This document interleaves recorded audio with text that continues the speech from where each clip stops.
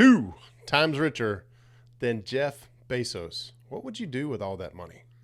Hey, what's up, everybody? My name is Jay Helms, founder of the podcast and movement known as the W2 Capitalist. Today, I am super pumped to be joined. I can't even talk. My words are away from me. By Mr. Garrett B. Gunderson, who tackles a topic, business growth, success, and prosperity, that is critically important, yet normally neglected by most business owners, mostly due to the painfully boring presenters in this field. And I would have to agree.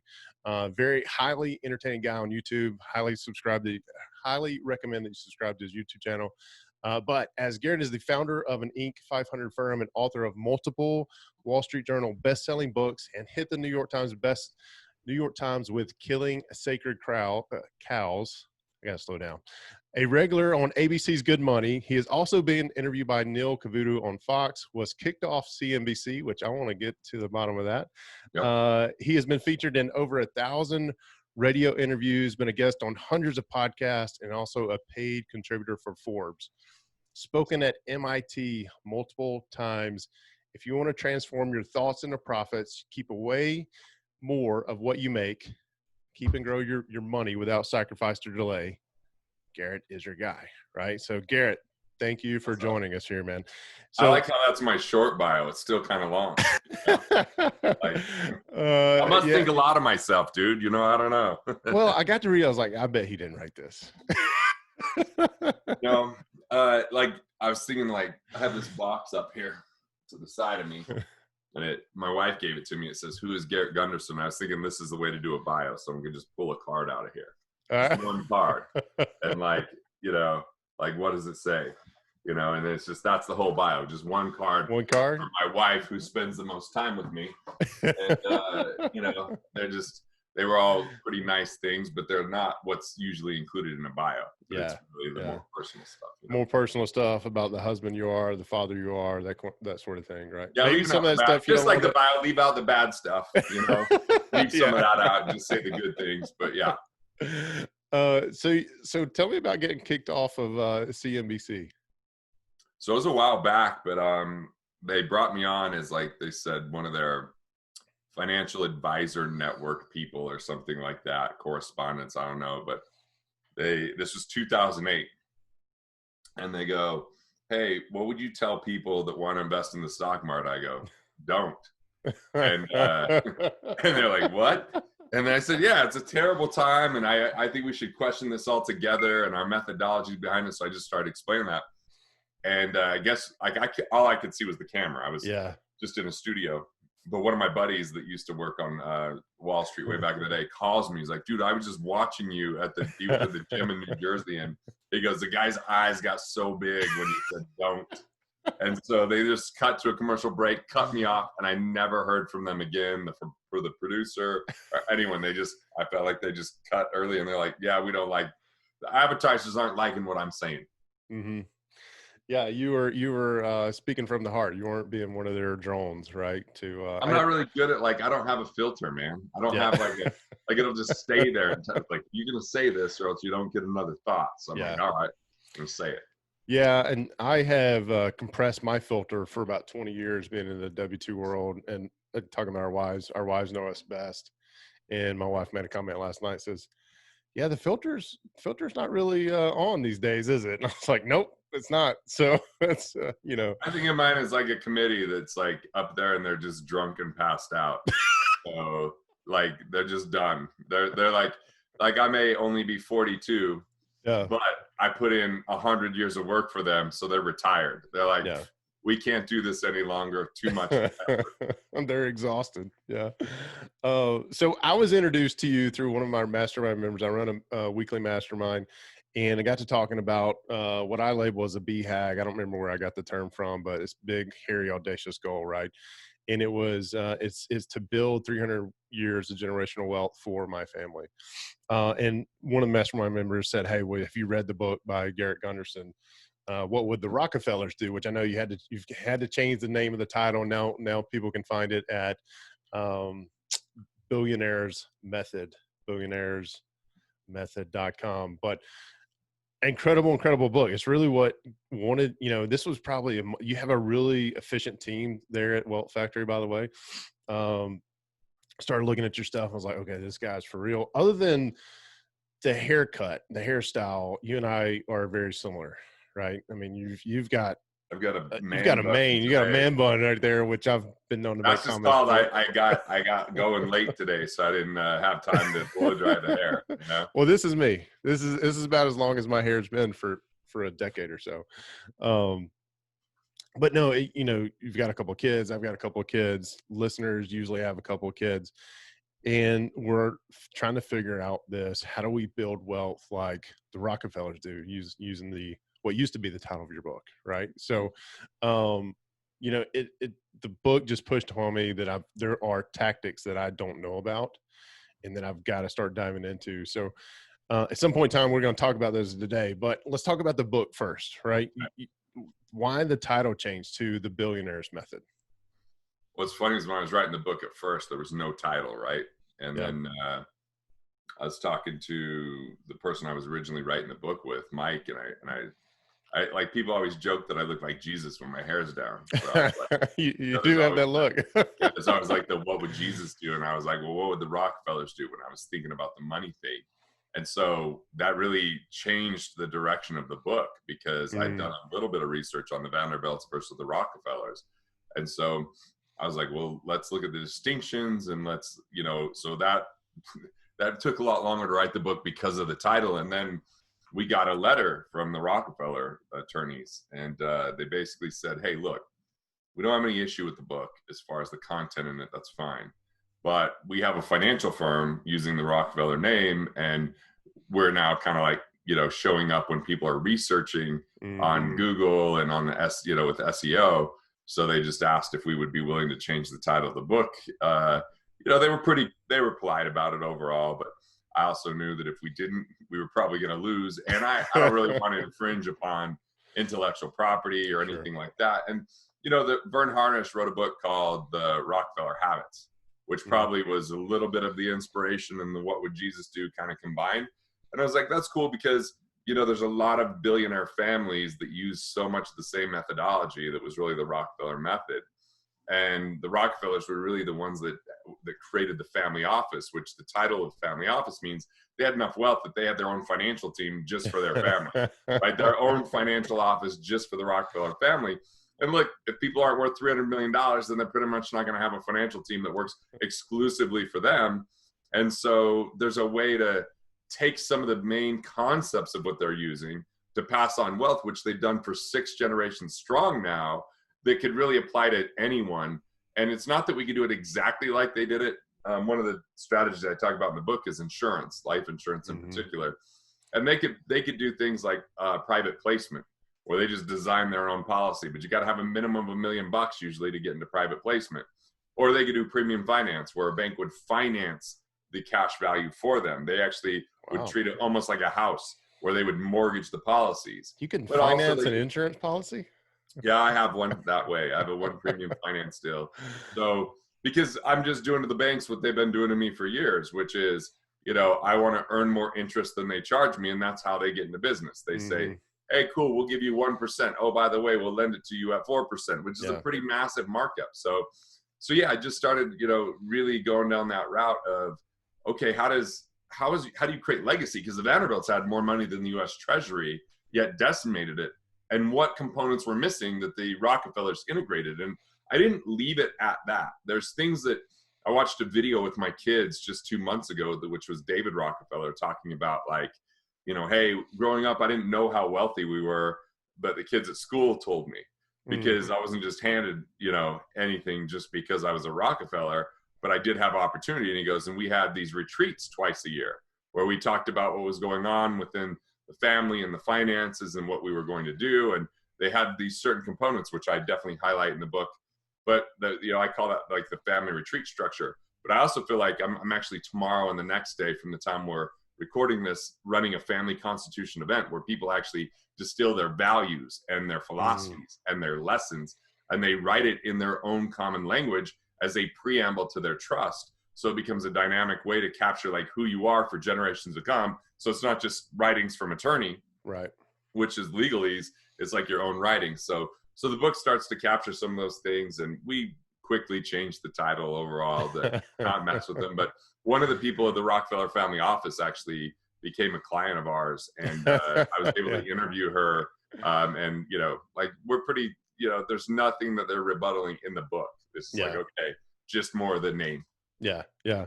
You know, what's interesting is it doesn't sound like you went and asked for permission to do it. Then you just later asked for forgiveness and you got a client out of it and got some recognition. So I Dude, I love figure that. I if think it's great. Jay-Z could use the Rockefeller name, I mean, he's got their name as the name of his label or whatever. So uh, but I guess he spelled it differently. So maybe that's where I went wrong. I don't know. It had me a minute. It took me a minute to think what you're talking about with Jay-Z. My music choice is not there. Yeah. Rockefeller Records. So yeah. Oh, okay. All right. So You that's the name of his label. I gotcha. I gotcha.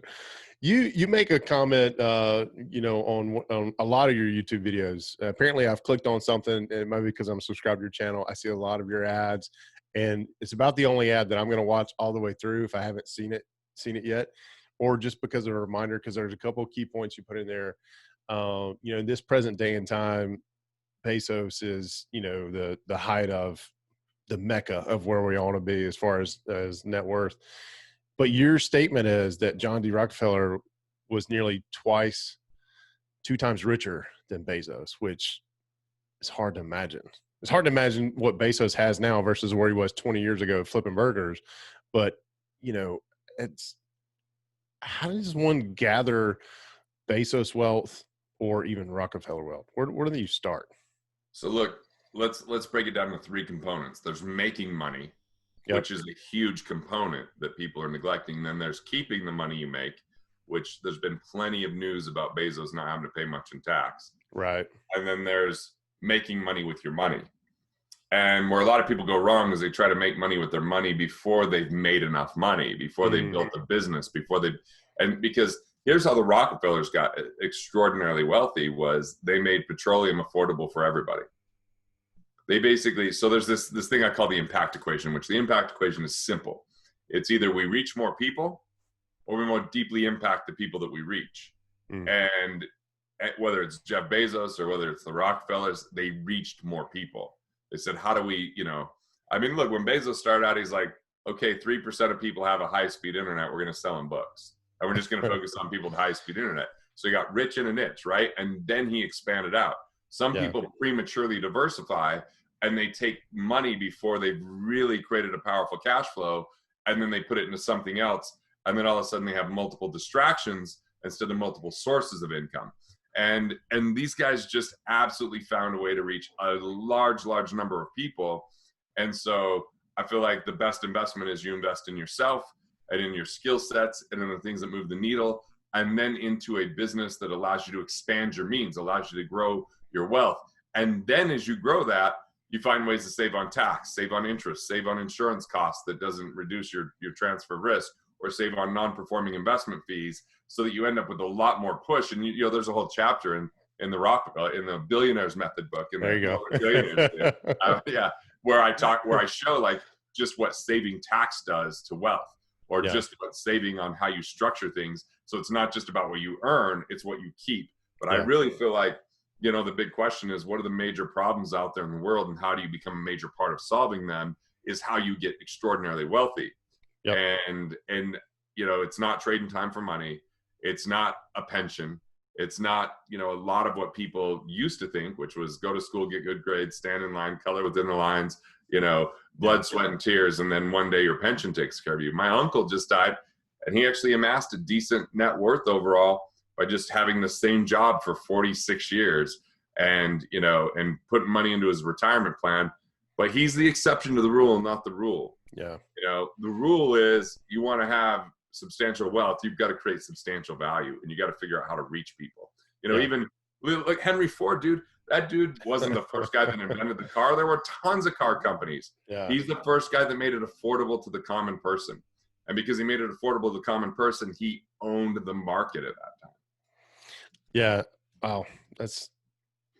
So you made a comment there about, 3 different stages, right? You've got to earn some, then you've got to get to a certain spot. How much money do you need to have before your money starts making you more money? And are we talking net worth? Are we talking liquid cash? What are we talking about?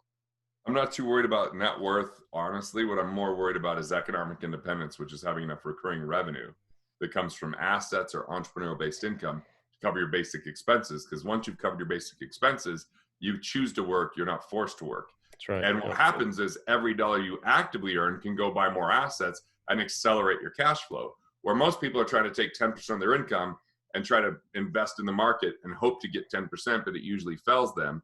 So 10% on 10% is minimal compared to 100% going into more cash flow and getting that kind of really powerful loop there. So that's the game, is economic independence. So oops. Yeah. No worries. I don't know why I forgot to turn that alarm off. I'm glad it was you and not me, because that just was a reminder for me to turn mine off too. Yeah. So we're talking about that, you kind of hinted this a little earlier, is, we're from a very young age where it's drilled into us. Hey, you're going to go to school, you're going to get on the schedule, and you're going to take some homework, and then you're going to get a job, and then you're going to take your job home with you, and all that stuff. And I've heard you say America is underneath a failed financial experiment where almost 80% of Americans live paycheck to paycheck, right? Do you think we're also under a failed educational system? Because I think that's where it all resides. But I'm curious to know your thoughts on that as well. Just trying to get me in trouble here, because my wife was a school teacher, my sister, my mother-in-law, my aunts, so I made a post recently, which I don't post a lot on Facebook, but I posted and just said, hey, what if there was a curriculum for investing for kids, a curriculum for investing in oneself and in enhancing communication skills through speaking and persuasion writing, or through emotional intelligence, or money and marketing? I got a lot of attention because, honestly, math, science, social studies, okay, that helps, but it's not the answer. It's not the answer. It doesn't, we've got software programs, we got calculators, and I'm all for developing the brain. But the brain, the school system was really invented by John Dewey. And John Dewey had this philosophy that, okay, we're going to have 80% of people completely trained to be employees, 17% be dropouts that will do the jobs no one else will do, and only 3% that are actually going to be entrepreneurial. And so it was a training ground for employees, and still is. And so, dude, it seems insane to me that we're trying to memorize stuff when we have Google. It's like, we need to learn how to think. We need to learn how to create a vision. We need to learn how to do the things that move the needle. And I get it. There's only so much time in the day. There's a lot of difficulty because there's kids that are just barely, if they're not at school, they might not get a meal that day. So there's some really tough situations there. But dude, I think COVID, people are seeing just how bad some of the schooling is, because they're like, my high school son, he just didn't learn anything. It was busy work. Now my younger son went to a private school that was actually, much, much better. But ultimately, what are we learning about money? What are we learning about loving ourselves? What are we learning about creating a compelling, exciting, powerful vision so that we can create a compelling life? What are we learning about emotional intelligence? We're touching on some of those topics, but we're not getting the full depth. And to me, those are much more important as a human being than mathematics is. And I'm like, I don't mean to dump on math here, but I just think we overemphasize it. And we overemphasize, I don't really remember a lot from biology and chemistry. I don't really remember. Very little. There was a lot of classes that I put in the time, but it didn't actually improve my mind, Yeah. I remember my 8th grade math teacher who did not allow us to use calculators on tests, making this statement: what, do you think you're going to have a calculator with you everywhere you go your entire life? We have these phones that have no, I do now.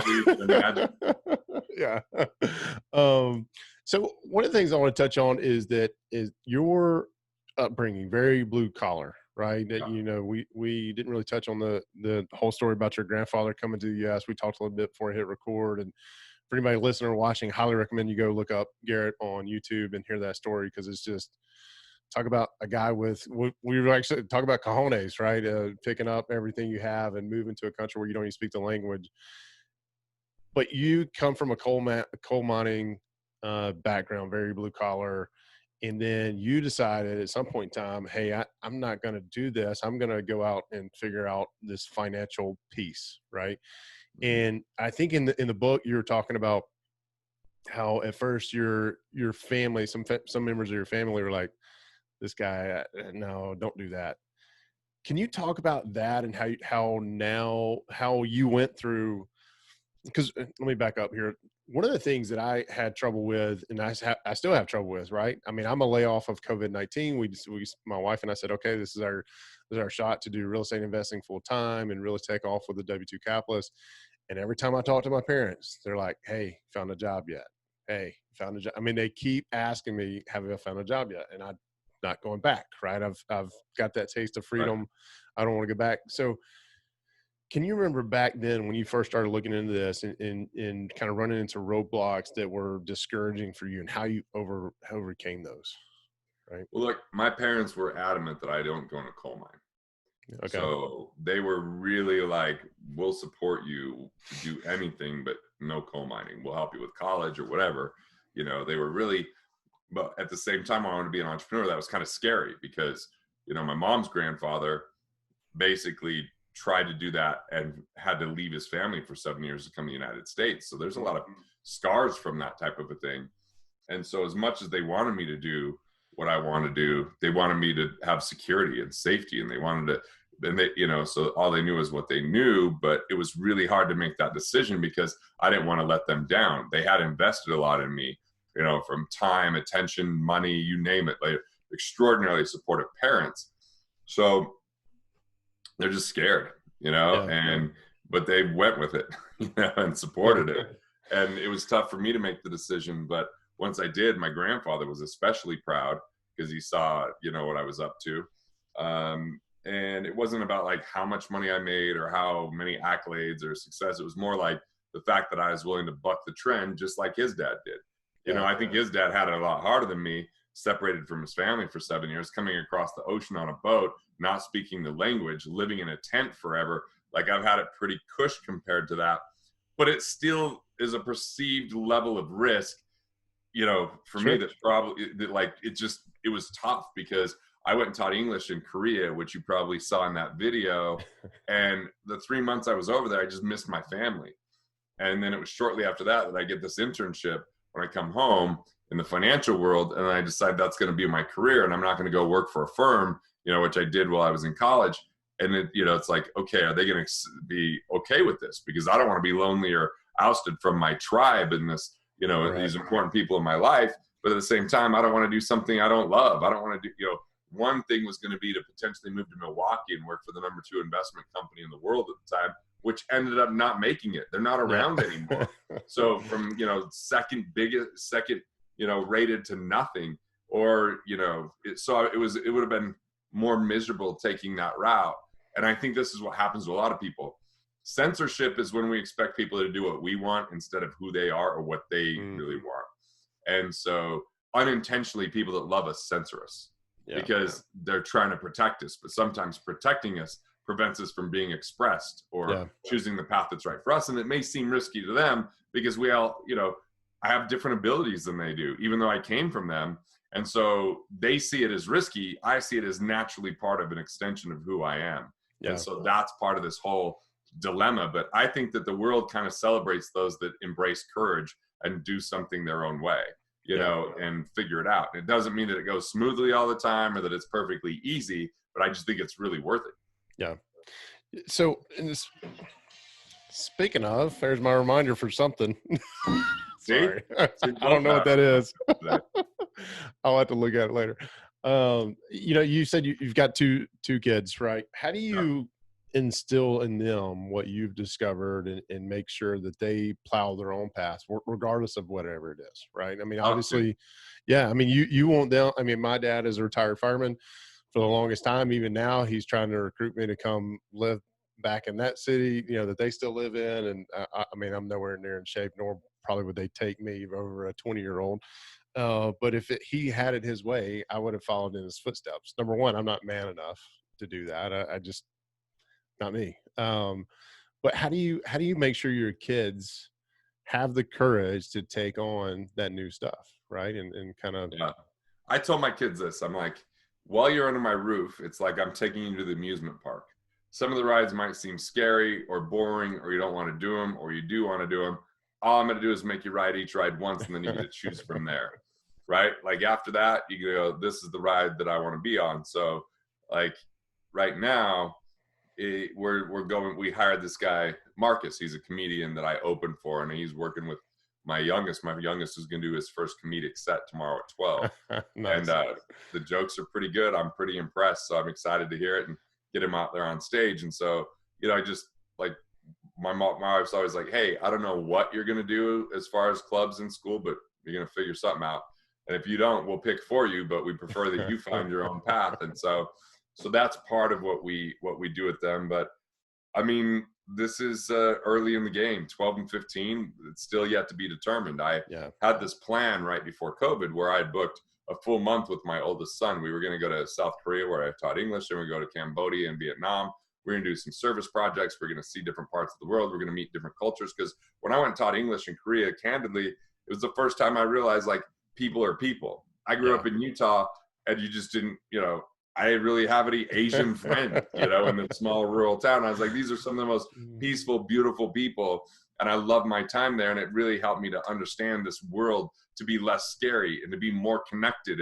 And so like we spent a whole summer in Italy. And I think that really changed my youngest son's mindset. They were both a little bit nervous, but then they got there like, this is awesome. I could see him traveling abroad in the future and really kind of, so we're just trying to give them that exposure and have these conversations. We do weekly meetings. Weekly, most weeks. And during those meetings, we're talking about, our family values, our family guidance rules, our family mission statement, what things they're working on, what they want to accomplish or do, and what their goals are. And honestly, it's harder work than I do in my business because it's hard to stay completely consistent with it and follow up because they're relentless at not doing stuff sometimes. They're teenagers. The 12-year-old says, well, I'm not a teenager, but I'm not a baby. So it makes people confused. They either talk baby talk or they either talk to me like, hey, how's your finances? Have you talked to your CFO today? I was like, dude, that kid is a character. Yeah. I like that. I talking about that and talking about the kids schooling earlier. I remember there's an ad I keep seeing on Facebook called Kidpreneurship, where it teaches kids how to do entrepreneurs as kids or whatever. Nice. So my son sees me running this business. My wife has a size business. He's 5, by the way. And he got real upset one day and he was like, buddy, why are you upset? He goes, I just want to be like you and mommy and sell stuff. I was like, what do you want to sell? So we figured out lemonade was going to be, so we haven't done it yet because of the whole COVID thing, but it was impressive to see that. And I'm like, all right, how do we keep that, goal setting and mindset to keep going? Because, he's obviously younger than your kids, but I can already see, all right, we want to have, right now it's just chaos. We have a 5, 3, and 1. 1-year-old. Oh, good. Wow. 1-year-old's teething. 3-year-old, she kind of runs the house a little bit. You know what I'm saying? Under 4, I call the romance terrorist and sleep terrorist stage. That's a great label because that's accurate.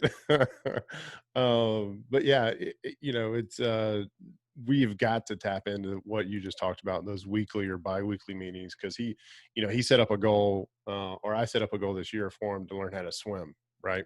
Nice. And then one day we're out in the pool and he was like, I don't want my life jacket today. Okay. Swim from one side to the next. Yeah. So he didn't make it the first time. I had to, scoop him up, and he swallowed some water and whatever. And he goes, and I said, you done for now? He goes, nope, not quitting. I'm doing it. I was like, nice. Proud dad moment here. That's good moments. Sure. I hope to be able to carry that over for financial steps as well. So I've got to figure out. So it's good to hear you having those kids. They're a little bit older that y'all have those weekly meetings. And for the young kids, I love the program Love and Logic. We actually took a course, but there's also a book. Super helpful. That's the stuff that we used at their age. Yeah, Love and Logic. All right, I'll have to check that out. Very helpful. So let's get technical here for a minute. Back to the book. You mentioned cash flow index, which I don't think I've heard until I read your book.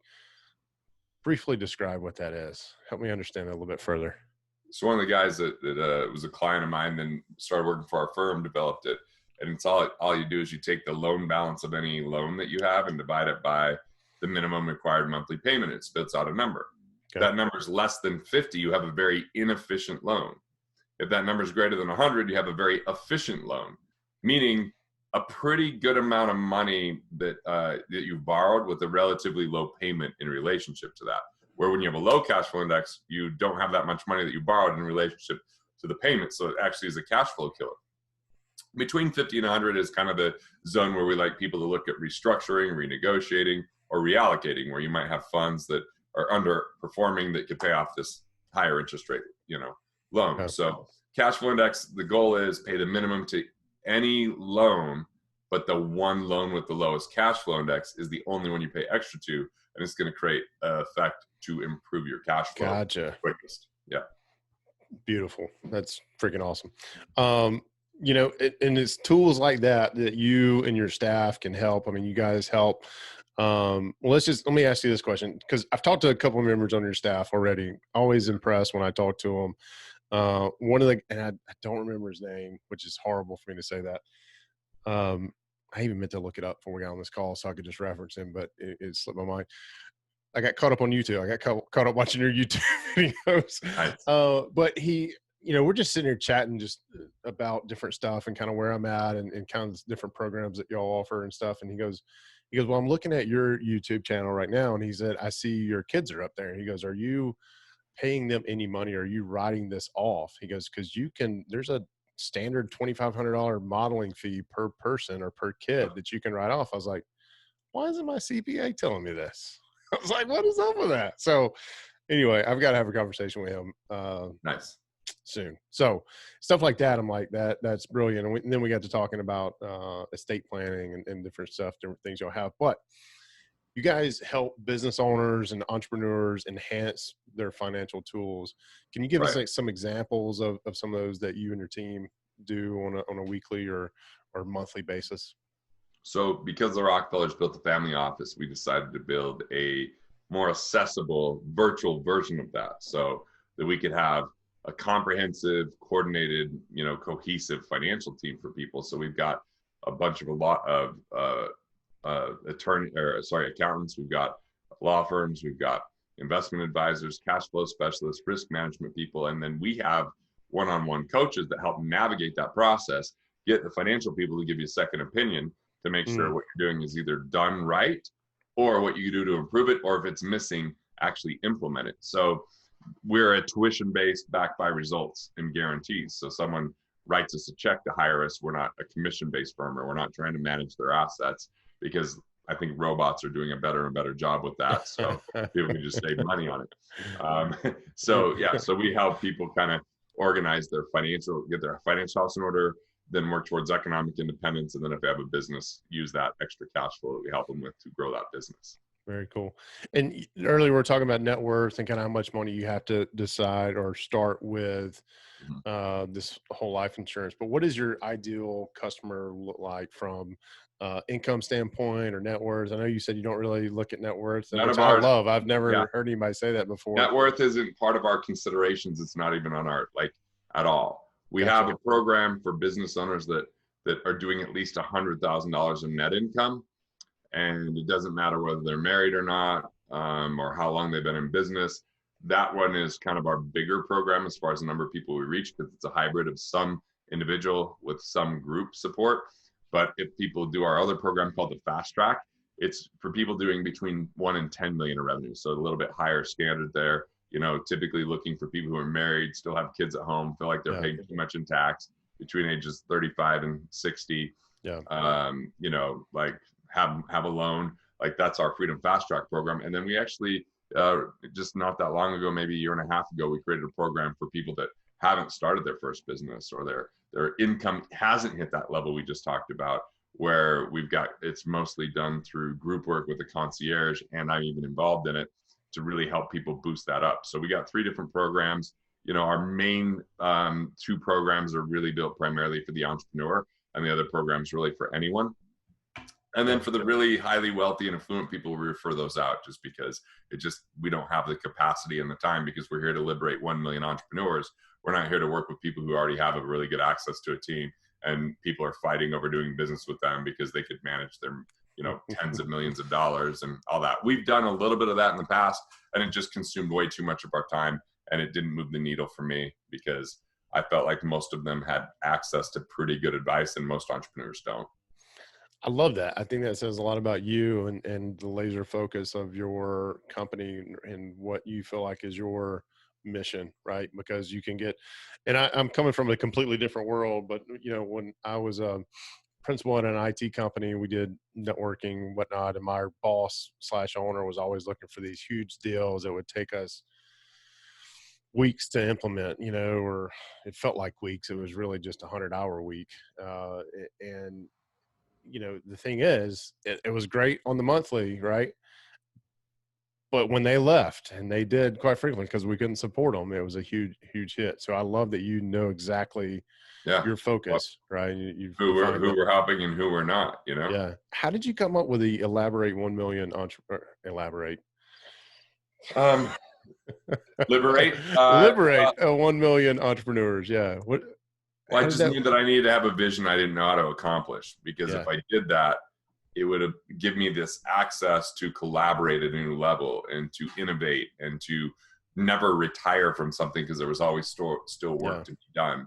And so it was something that took time, and we got together with some of the executives and partners in Wealth Factory to really talk about it, and that really landed. And we're really looking for first generation wealth to help them change their family's financial future and their destiny when it comes to not putting the next generation into bondage or into entitlement because they're just handed too much money that they're not ready to handle, Yeah.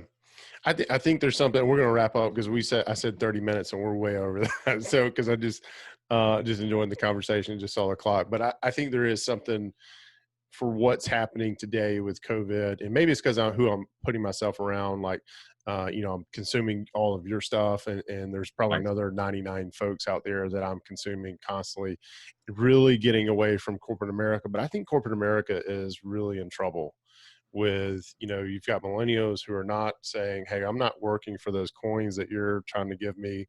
I'm going to find my thing, and I'm going to make some real dollars.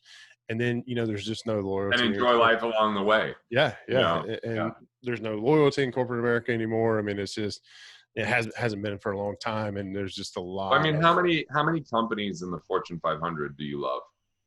Do you want to do? I don't know any companies in the Fortune 500. It's like even as a customer, how many of those businesses do you want around long term? I mean, there's some, but there's plenty that I'm like, I don't love doing business with that company, and I think that's going to be a lot of trouble for those companies. Yeah, I think that we're on the verge of, they talk about the industrial revolution at some point in time, the industrial age. I think we're on the verge of the corporate age coming to a halt. Maybe not in my lifetime, but sometime soon. It's been time to have people enjoy and be more engaged. Yep. Like basically 2/3 of the workforce is not engaged in the work they were doing. So hopefully this pandemic has people rethink what they're going to do with their lives and not just trade their lives for something for a one day someday, because that never really comes. It did for me. All right. So let's wrap up. You are, I noticed part in your bio that I didn't read is that you enjoy being a stand-up comedian, which I did not know about you until this. And now I heard you say earlier, your son is doing his first bit. Is this something you just enjoy doing? Like, tell me are you like a Seinfeld fan? What's the? No, like when I was a kid, like I have my dad's side of the family, and then my mom's side of the family, very different. One side's Catholic, the other side's Mormon. Like they just operate differently. But the one commonality is they all loved when I would come and tell jokes. And so it was the time that everybody gather around, I'd tell my jokes and everybody be laughing and hanging out. And it just brought us all connected and together. And that's where the love of comedy started for me, was really within this like commonality with my families. And so I have a friend that I went to high school with that's a really good comedian, and another guy he teamed up with where they would do these corporate gigs where they do these musical comedy shows. I hired him, and then I said, I'd like to do some stand-up. So My wife's always like, "You're not as funny as you think you are. You're helping people make money, so that's why they're laughing." She has to tell you that, though. Dude, I don't blame her. In 2005, at a formal financial function, I got up on a microphone and started telling jokes when the band was finished. It didn't go great. So, so she was always worried, more for herself than me. But yeah, she doesn't want you to embarrass her. That's embarrass what. her, totally. And so one day we're just at a baseball game and I'm telling jokes and she's like, "These are funny. Where'd you come up with them?" "I'm just making it up." She goes, "Oh." So I was like, "Oh, she's actually thinking my jokes are funny." And then I go speak at my buddy Keith's event in Vegas a few days later, and he introduces me as being effing hilarious. And I was like, "Dude, I'm about to give a financial talk." But so I just told some jokes and they laughed. So I just called my buddy Marcus. I'm like, "Hey man, what are you doing tomorrow?" He's like, "Why?" I'm like, I want to write a set and do a open mic." He goes, "All right." So I wrote a set and did an open mic 2 weeks later. And he goes, "Why don't you start opening for me?" I thought that was really funny. So started doing that. Now I have an agent and everything, and working on an hour special right now. So it's going That's a little awesome. slow because I've got a book I'm working on too, but it's fun. I really enjoy it. That's funny. Do you have a favorite dad joke you like to tell your kids? Oh, I have inappropriate things that I tell my kid. Like anytime. That's fine. Hit me with one. Yeah, like my favorite was the kids were misbehaving, right? And my wife's always like, "Hey, we're not going to hit the kids," right? So we're not spanking. And so I was like, "Well, I always got my ass beat growing up." Oh yeah, exactly. with the belt. I was like, yeah. So one day the kids are misbehaving during COVID, and she's like, "Just make them stop." So I sit down. I'm like, "Hey guys, I can't hit you, but if you don't knock it off, I'm gonna have to start beating your mother." And so that's the kind of insane humor that we have in the family. Yeah. You know? And my wife was like, "You could chop me in the throat if they'll just shut the hell up." So she just joined in, right? Just thinking it's funny. So. It's good to laugh at. Please don't ever do that. Yeah, no, these are just jokes. Just jokes, everybody. They're just jokes. Reality. Yeah. Yeah, last night my thundering dad voice came out so loud that I think my neighbors went to their room and shut their doors because our kids were just. Hey anyway, man, it's part of life. You love your kids 97% of the time.